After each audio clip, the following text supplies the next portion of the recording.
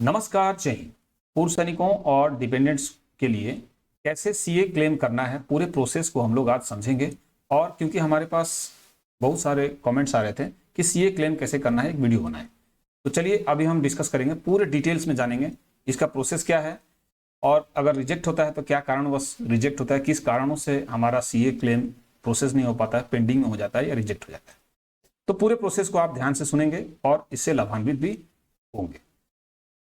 तो अभी CA claim के लिए चिल्ड्रंस ऑफ एक्स सर्विसमैन और विडो यहां क्लेम कर सकते हैं ऑनलाइन प्रक्रिया के द्वारा। और ये जो ऑनलाइन प्रक्रिया होता है केंद्रीय सैनिक बोर्ड के वेबसाइट पे होता है।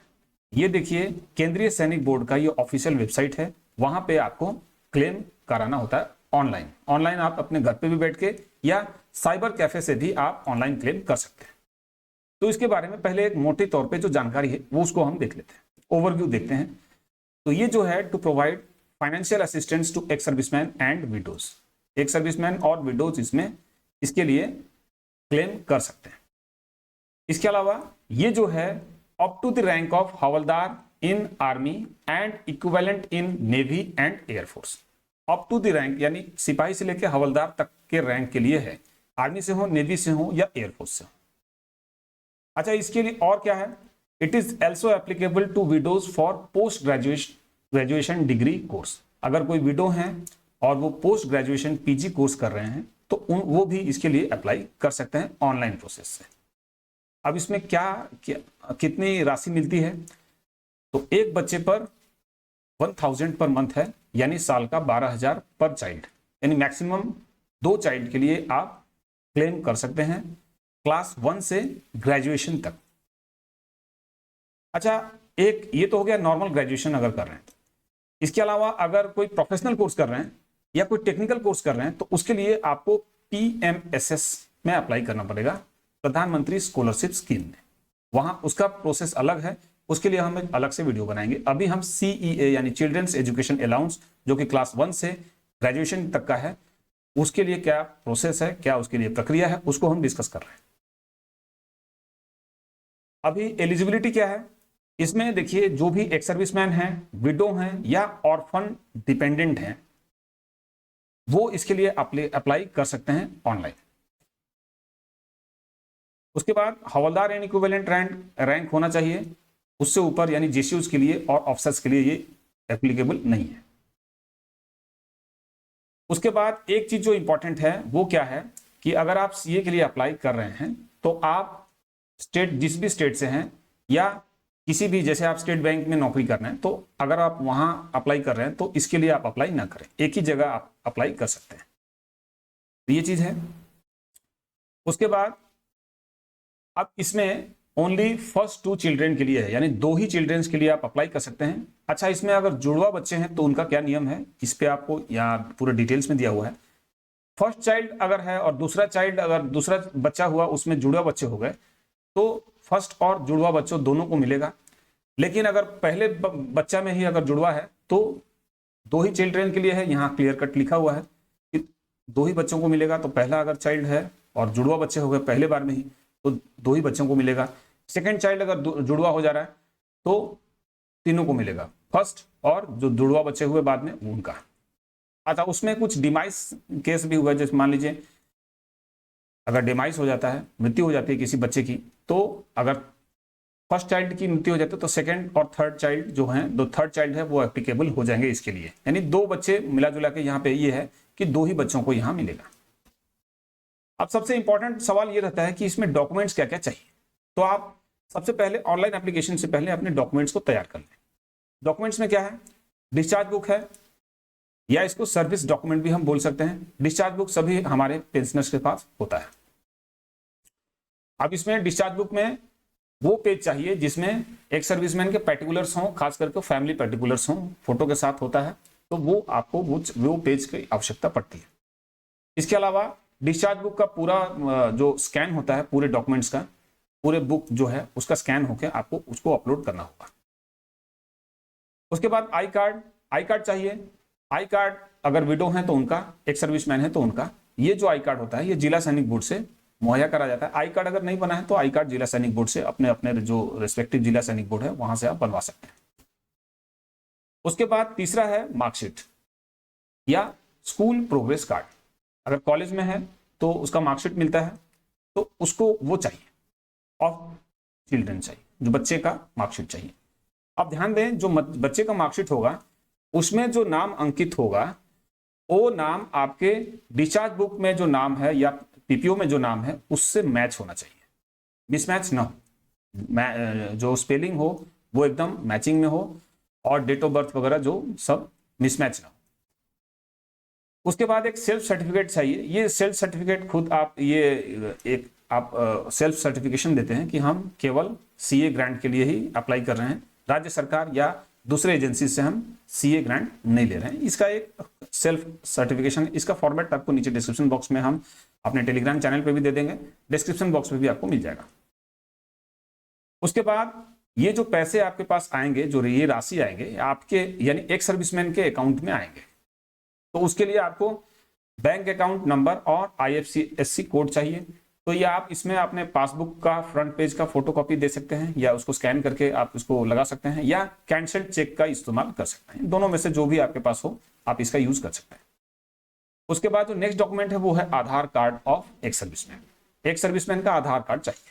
तो ये कुछ डॉक्यूमेंट्स हैं जिसको आपको तैयार करना होगा ऑनलाइन, क्योंकि ऑनलाइन में आपको पहले इसको स्कैन करना होता है। अगर आप मान लीजिए साइबर कैफे से ये सब जो इंपॉर्टेंट डॉक्यूमेंट्स हैं अगर आप स्कैन करवा रहे हैं, तो एक चीज ध्यान देंगे कि साइबर कैफे से आफ्टर जब आपका एप्लीकेशन फिल हो जाता है तो जितने भी इंपॉर्टेंट डॉक्यूमेंट्स हैं उसको आप डिलीट करवा लें अपने सामने, आपके सामने। अब कॉमन मिस्टेक्स जो होते हैं हमारे पूर्व सैनिक जो करते हैं, जिसकी वजह से पेंडिंग में चला जाता है एप्लीकेशन या रिजेक्ट हो जाता है, वो क्या है? तो हमने पहले बताया mismatch in name, date of birth या जो भी पर्टिकुलर्स आप उसमें फिल कर रहे हैं उसमें अगर मिसमैच कहीं से भी होगा, यानी स्कूल का जो सर्टिफिकेट है, जो प्रोग्रेस रिपोर्ट आप दे रहे हैं उससे और आपके डिस्चार्ज बुक से अगर मिसमैच होगा तो वो रिजेक्ट हो जाता है या कैंसिल हो जाता है। तो इसको ध्यान देंगे। उसके बाद और एक चीज है, if your application is cancelled या अगर रिजेक्ट हो जाता है तो उसको आप दोबारा से अप्लाई कर सकते हैं। कब तक? लास्ट डेट है 30 नवंबर 2024। तो अभी ये बात हो रही है 2024 की, क्योंकि ये जो सेशन है 2023-24 के लिए हम अप्लाई करेंगे। तो वो अगर आप इसको 25 इस वीडियो को 2025 में देख रहे हैं तो आप 30 नवंबर तक इसको दोबारा से अप्लाई कर सकते हैं। अब ये हाउ टू अप्लाई, कैसे अप्लाई करना है, तो हमने डिस्कस किया। ये जो है ऑनलाइन अप्लाई होगा केंद्रीय सैनिक बोर्ड के वेबसाइट पे। उसको मैं अभी आगे आपको डिस्क्राइब करूंगा किस तरह से आप जाएंगे वेबसाइट पे और किस तरह से खुद से भी अप्लाई कर सकते हैं। यहाँ पे लास्ट डेट क्या है? देखिए 1 अप्रैल से ये 2024 सेशन के लिए बात हो रही है। 1 अप्रैल से अप्लाई होना स्टार्ट हो जाता है और 30 नवंबर इसका लास्ट डेट है। 30 नवंबर 2024, हम 2024 की बात कर रहे हैं। लेकिन लास्ट डेट का इंतजार ना करें। आपको जैसे report card, progress report card या जो मार्कशीट आप मिल जाता है स्कूल से या इंस्टीट्यूशन से, तो वहां से आप इसको लेके आप इसको ऑनलाइन जितना जल्दी हो सके आप इसको करा लें। अप्रैल, मई, जून, जुलाई तक इसको आप कोशिश करें कि ये ऑनलाइन आप इसको अप्लाई कर लें। आप अप्लाई करने के बाद इसको जो आप अप्लाई करने के बाद आप इसका स्टेटस भी चेक कर सकते हैं। सिंपली आपको लॉगिन करना है। अगर आप पहले से रजिस्टर्ड नहीं अगर हैं तो आप सिंपली लॉगिन करके अपने जो login credentials, password, ID password डालेंगे, लॉगिन पासवर्ड, तो आप उसके बाद अपना स्टेटस चेक कर सकते हैं। अब ये हम आपको वेबसाइट के ऊपर लेके चलते हैं और सब कुछ आपको इलैबोरेटली सबको बताते हैं एकदम तरीके से। यहाँ हम केंद्रीय सैनिक बोर्ड के वेबसाइट पे आए हैं। यहाँ आपको काफी सारे ऊपर आपको जो कॉलम्स दिख रहे होंगे, आपको वेलफेयर ग्रांट्स में जाना है। वेलफेयर ग्रांट्स में जाते ही जो सेकेंड वाला जो है financial assistance for education of children oblique widows of एक सर्विसमैन, इसको आपको क्लिक करना है। तो इसमें आप क्लिक करेंगे तो आपको ये पेज खुल जाएगा। इसको आपको मैं आपको इसको जूम करके दिखा देता हूं ताकि आपको सहूलियत हो जाए और सब कुछ समझने में आसानी हो। तो यहां इस पेज पे जब आएंगे तो यहां पे इस पे सभी कुछ टोटल डिटेल्स आपको दिया हुआ है, आप इसको पढ़ भी सकते हैं आराम से। लेकिन जितने भी जो इंपॉर्टेंट डिटेल्स हैं हमने पहले इसको डिस्कस कर दिया है। यहां पे नीचे आपको अप्लाई ऑनलाइन का आपको दिखेगा वहां पे आप इसको क्लिक करके चेक कर सकते हैं। आप जैसे ही इसको क्लिक करेंगे तो आपको सबसे पहले वहां लॉगिन करना है।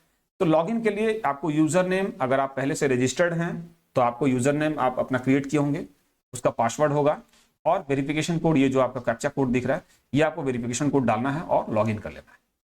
अगर आप पहले से रजिस्टर्ड नहीं है तो आपको सबसे पहले यहाँ पे जो पेज पे आप जाएंगे तो यहाँ पे आप देख सकते हैं, यहाँ ऊपर लॉगिन का आपको कॉलम दिख रहा होगा, आपको दिखा देते हैं। आप यहां देखें कि आपको ऊपर में लॉगिन का कॉलम आपको दिख जाएगा, वहां से आपको लॉगिन करना है। सबसे पहले आपको लॉगिन करना है, उसके बाद ही आपको रजिस्टर करके, रजिस्टर आप नहीं हुए हैं तो रजिस्टर पहले हो जाना है, उसके बाद लॉगिन करके आपको आगे प्रोसीड करना है।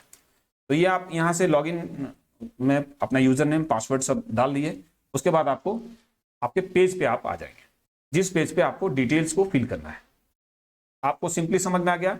सबसे पहले आपको रजिस्टर होना है। पहले से अगर आप रजिस्टर्ड हैं, आपको लॉगिन पासवर्ड याद है, आप कहीं लिख के रखें, नहीं भी याद है तो आप कहीं उसको नोट डाउन करके रखें, ताकि आपको आगे भविष्य में आपको उसका स्टेटस चेक करने में आपको आसानी रहेगा। जैसे आज आपने अप्लाई किया तो 2-3 महीने बाद आप उसका स्टेटस चेक कर सकते हैं कि क्या उसका स्टेटस है। वैसे मेल पे आपको इसका मैसेज भी मिलते रहता है केंद्रीय सैनिक बोर्ड के माध्यम से, आपको इसका कहां तक गया, ये फ्लो कहां तक गया, एप्लीकेशन कहां तक गया, वो आपको इसका मेल भी मिलते रहेगा। वैसे आप इसको चेक भी कर सकते हैं। अब यहां जब आएंगे आपको डिटेल्स जो है यहाँ पे फिल करना है। यहाँ आप जब लॉगिन करके आएंगे तो ऊपर आपका नाम दिखेगा और जो डिटेल्स हैं वो आपको पहले ये सब फिल होके दिखेंगे, क्योंकि आप रजिस्टर के टाइम में, during the time of registration आप सब कुछ फिल कर चुके हैं, तो ये सब आपको टोटल चीज दिखेगा। यहाँ आप जो भी सीए क्लेम के लिए जो भी बच्चों का चाइल्ड 1 चाइल्ड 2 आप डालेंगे वो आपको क्लैरिटी के साथ मिल जाएगा। अभी आपको एक फ्लो उसका दिखाता हूं, वहां से आपको समझ जाएगा। अब देखिए ये जो है, ये एक एप्लीकेशन फॉर्म ऑलरेडी आपके रेफरेंस के लिए है, जो कि ऑलरेडी फील्ड हुआ है। आप जब यहाँ आप रजिस्टर लॉगिन करके आप जब पेज पे जाएंगे तो आपको आपका नाम दिखेगा, जो कि क्लियर आपको दिख जाएगा। यहाँ से ऊपर वेलकम आपका लिखा रहेगा, फर्स्ट नेम आपका लिखा रहेगा, सरनेम भी लिखा रहेगा, बाकी जितने भी डिटेल्स हैं आपको सामने लिखा हुआ ऑलरेडी मिलेगा। आपको अपना जो एड्रेस है, present address, correspondence address, present correspondence address आपको डालना है। उसके बाद कॉन्टैक्ट डिटेल्स में आप अपने कॉन्टैक्ट डिटेल्स, ईमेल आईडी वगैरह डालेंगे। तो ईमेल आईडी डालने से फायदा क्या है कि आपको जो भी आप मोबाइल नंबर और ईमेल आईडी डाले हैं उस पर आपको रेगुलर अपडेट्स मिलते रहेगा, आपको स्टेटस चेक करने की आवश्यकता नहीं पड़ेगी। इसके अलावा आप यहाँ पे आएंगे नीचे तो वहां पे आपको हो सकता है मोबाइल पे आपको दिख ना रहा हो, आप इसका जो आपको इसका लिंक नीचे दे दूंगा, वहां से आप इसको चेक भी कर सकते हैं। बैंक अकाउंट डिटेल्स आप फिल कर लेंगे। उसके बाद यहाँ पे select number of child from home to apply, तो यहाँ पे चाइल्ड 1 जो पहला बच्चा है, उसके बाद चाइल्ड 2 में करना है। उसके बाद इस तरह से आपको जो serial number, child name, school college name आपको फिल करना है। और ये आप फिल करते समय ध्यान देंगे कि मिसमैच ना हो, जो आपको सर्टिफिकेट मिला है, रिपोर्ट कार्ड मिला है, उससे ये मैच करते हुए वो नाम, उसी नाम को आपको फिल करना है।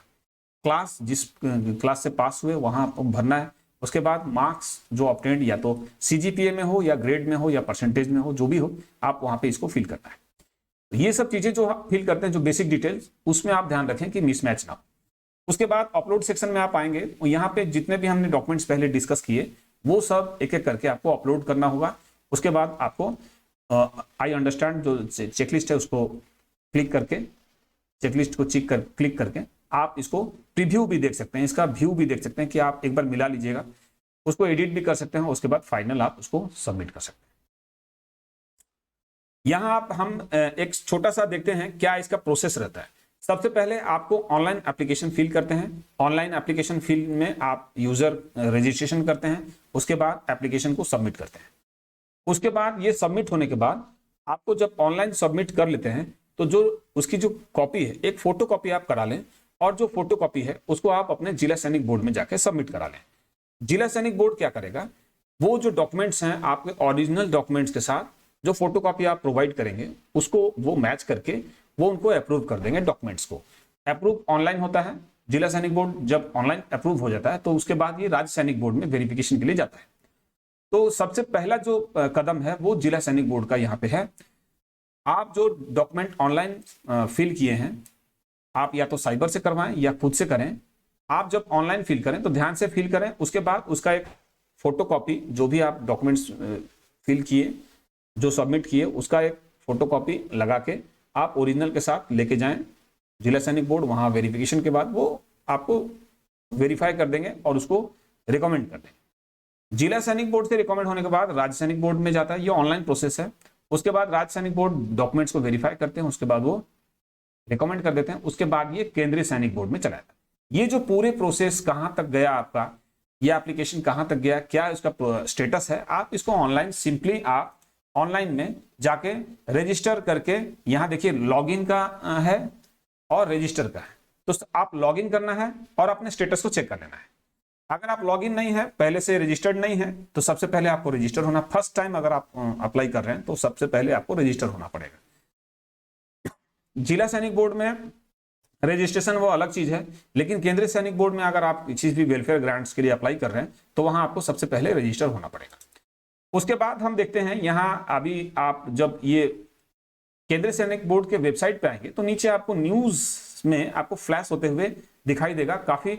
ये आप देखिए यहाँ पे cut off date of RMF online applications on Kendriya Sainik website, इसमें आपको कट ऑफ डेट दिया गया है जो कि 7 फरवरी 2024 को जारी किया गया है। इसको आप देख सकते हैं। यहाँ पे आपको कट ऑफ डेट्स सीए के लिए ही नहीं, आप किसी भी वेलफेयर ग्रांट के लिए, जो भी ग्रांट है, मेडिकल ग्रांट है, डिसेबिलिटी ग्रांट है, इसके ऊपर मैं अलग अलग से वीडियो बनाऊंगा, लेकिन अभी हम सीए की बात कर रहे हैं। तो सीए की जब आप देख सकते हैं यहाँ कॉलम डी में यहाँ पे दिया हुआ annual year 2023-24 from class 1 to graduation 1 April 2024 to 30 November 2024। इसके बाद का कोई एक्सटेंशन नहीं मिलेगा। तो यहाँ पे आपको सब कुछ आपको केंद्रीय सैनिक बोर्ड के वेबसाइट पे पूरा डिटेल्स आपको वहां पे फ्लैश होते हुए दिख जाएगा। आप इसको मोबाइल में भी, अपने मोबाइल पे भी चेक कर सकते हैं। तो ये था पूरा प्रोसेस और पूरा डॉक्यूमेंट्स। बाकी जो इंपॉर्टेंट डॉक्यूमेंट्स हैं, क्या क्या इसमें डॉक्यूमेंट्स लगते हैं, वो मैं इसका लिंक भी नीचे डॉक्यूमेंट जो अपना डिस्क्रिप्शन बॉक्स है वहां भी डाल दूंगा। इसके अलावा टेलीग्राम चैनल पे भी इसको मैं पोस्ट कर दूंगा आपके रेफरेंस के लिए, ताकि आपको एकदम रेडी रेफरेंस मिल जाए। तो आशा है आपको ये समझ में आ गया होगा।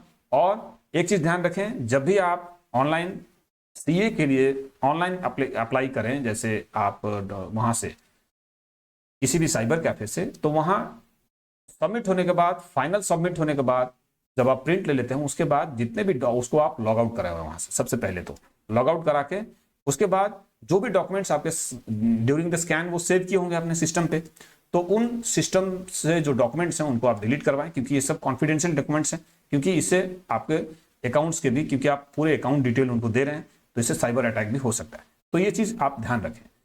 तो आशा है आपको ये समझ में आ गया होगा और आपके लिए उपयोगी होगा। तो मिलते हैं अपने नेक्स्ट वीडियो अपडेट में। आपको जो भी कमेंट लगे, नेक्स्ट किस टाइप का आपको अपडेट चाहिए, आप कमेंट करें। वैसे वेलफेयर अपडेट्स जो चिल्ड्रंस के लिए जो जरूरी है, डिपेंडेंट्स के लिए जरूरी है, वो भी हम समय समय पे लाते रहते हैं। तो मिलते हैं अपने नेक्स्ट वीडियो में। तब तक के लिए जय हिंद, जय भारत।